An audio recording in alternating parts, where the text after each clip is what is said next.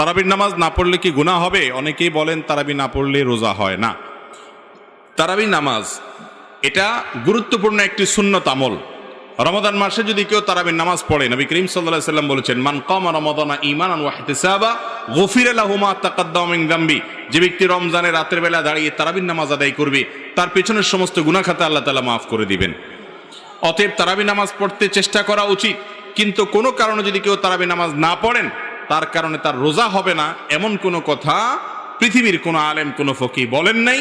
অতএব যদি কেউ তারাবি পড়তে নাও পারেন, রোজা তাকে অবশ্যই রাখতে হবে। তারাবি মিস হলে গুনাহ হবে না, বড় গুনাহ কবিরা গুনাহ হবে না, কিন্তু রমজানের রোজা মিস হলে কবিরা গুনাহ হবে। অতএব তারাবি নামাজ এটা আমাদের আদায় করা উচিত। এটা যদি ছুটে যায় কোনো কারণে, হঠাৎ কোনো একদিন একা একা পড়ে নেব।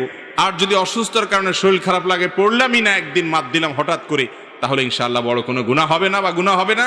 কিন্তু অলসতা করে যদি আমি বাদ দেই, তাহলে সেটা অবশ্যই ক্ষতির কারণ।